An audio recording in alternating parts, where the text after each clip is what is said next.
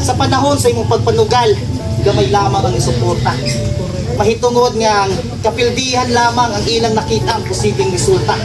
Sa pila ka beses nimong pagtuwag scatter, pila ka beses mo sa itong mapildi. Pila ka beses mo sa nang word katagam ang ilang nasulti o pirising. Kesyo, sugarol ka, gila mo na sistema, pagpanglibak o guban pa, pero watch out.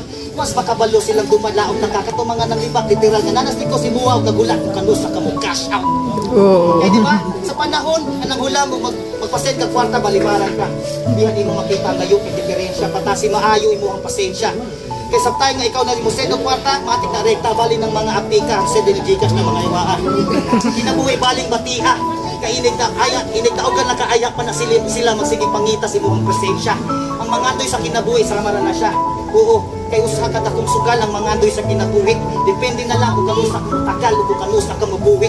Pwede kang madaog, pwede kang mapildi, pwede kang madaog.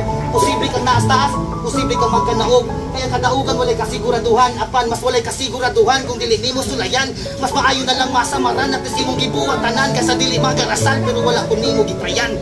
Oo, dagan, di mo ang nipilit, apan mas dagan mo ang walay salig, dapat kang magpakamatan. Kung kinsa itong mga nikuyog nimo sa biyahe sa imong mga pangandoy, kung kinsa itong willing ka na kuyugan, katong mga willing magpalawod, kung kinsa itong pili, kung kinsa itong magpakahawod, kinsa itong pili, kung kinsa itong tinuod, kung kinsa itong pili, kung kinsa itong nikuyog, o kung kinsa itong nipauli.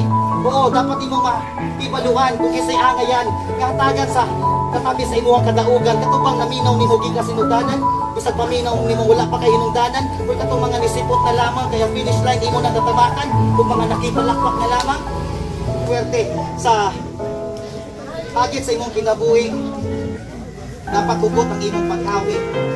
Pero dugay na kang napili sa sugal sa kinabuhi ay nagbalik ang panghaling sa